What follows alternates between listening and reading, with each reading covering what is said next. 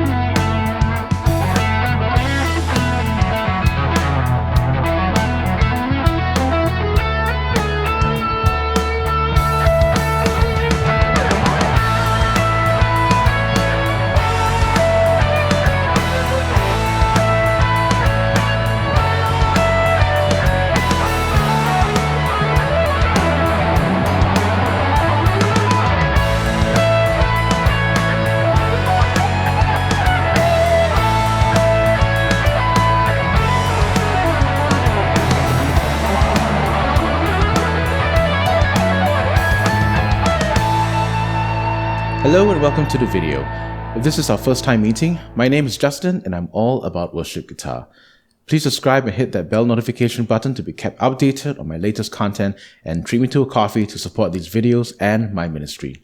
If we've met before, welcome back. It's 2021, the Neural Quad Cortex is released, Line 6 is releasing more devices, and it looks like I'm stuck in the past. Sure, I have a Helix and a HX Stomp, but I feel most at home when I'm physically able to manipulate the knobs and buttons on pedals. I'm old school that way. But that's not to say that new technology isn't useful for pedal junkies like me. In a previous video that you can check out here, I mentioned that the Helix is like the AutoCAD of tone crafting. Being able to hear how a signal path is affected by the components of a signal chain has helped me in making better decisions when it comes to putting together my analog pedalboard. I like to share these decisions with you. But first, a quick rig rundown. This is my mono small pedalboard for 2021. As a raised platform pedalboard, this makes pressing the top layer of pedals easy and routes everything neatly underneath. I have a Boss LS2 that I'm using as a buffered interface, drive section bypass, and master mute. As I can increase the signal going into the drive section, I'm also using the level control as a way of balancing single coil and humbucker guitars. In the loop of the LS2, I have the Hotone valve press because everyone needs a mini volume wah combo pedal.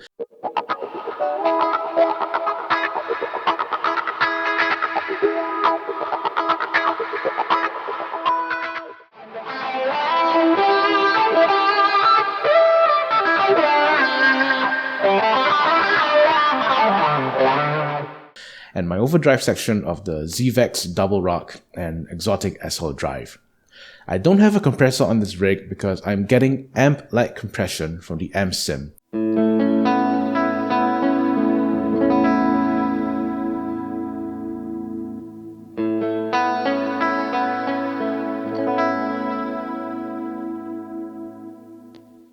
The way that I set these overdrives up is using channel 2 of the Double Rock and the SL drive for different levels and flavors of gain while cranking the front end of those overdrives with channel 1 of the Double Rock dialed in as a clean boost.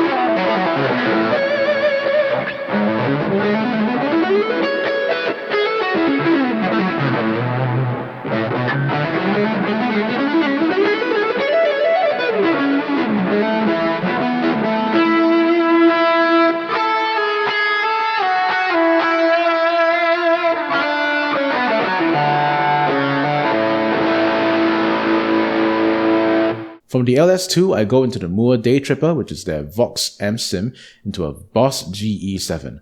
From there, my signal turns into stereo with my wet section of GFI pedals, the Clockwork delay, and the Specular reverb. Both are the version 2s. In addition to delay and reverb, they also provide me with various modulation effects like tremolo and flanging. These run stereo into my cab sim, the Neunaber Iconoclast, which is currently running a Mesa Boogie 2x12 profile. Having introduced my pedalboard, here are 3 things that I did to improve my small ampless pedalboard tone significantly. Number 1, I added an EQ pedal after the amp sim. In Helix land, I commonly see worship tutorials, Red Shawl, and Alex Strabler put EQs post-amp. There is a problematic EQ spot that I tend to treat, the 100 to 200 Hz range that may have a bass resonance, which is commonly heard like an overwhelming thump or thud overtone.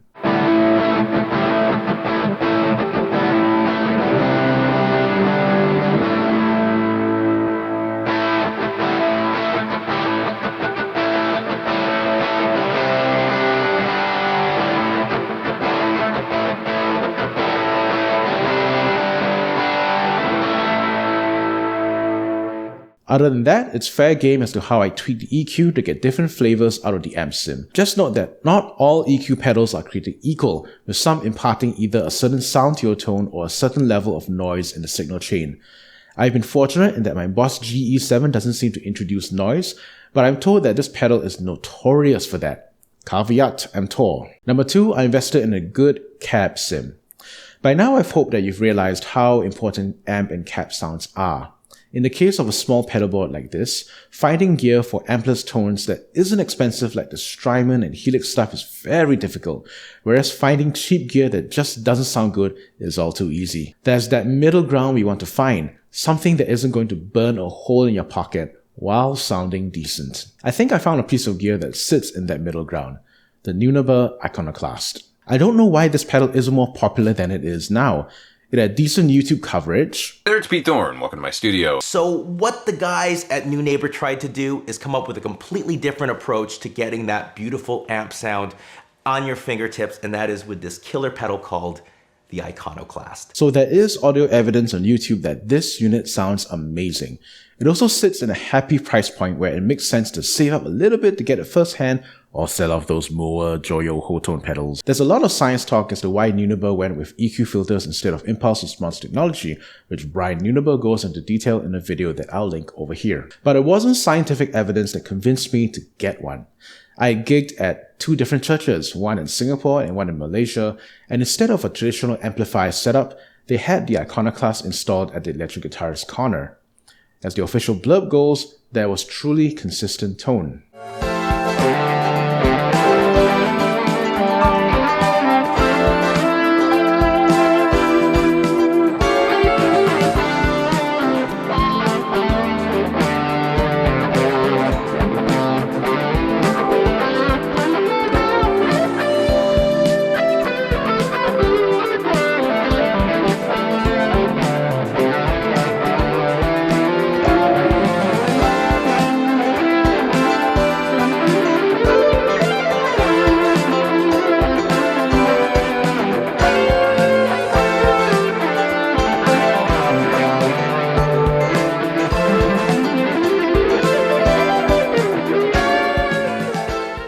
Number 3, I wired the wet section in stereo between the amp and cab sim.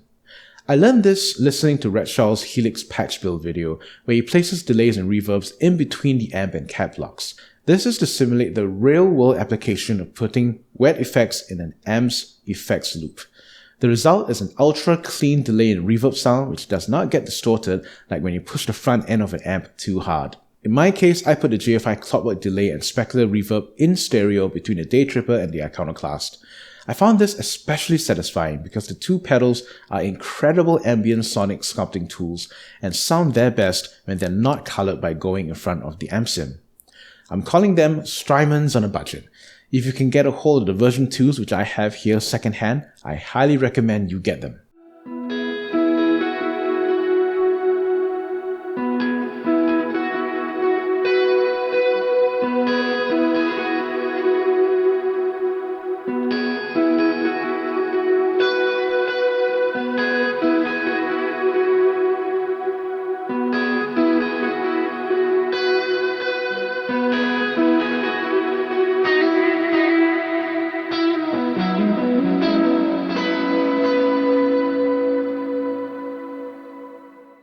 But to be honest, I first wired it this way because the Mooer Daytripper is a mono-in, mono-out pedal, and I wanted to utilize the stereo goodness of the GFI pedals. Question of the day: what does your small ampless pedalboard look like?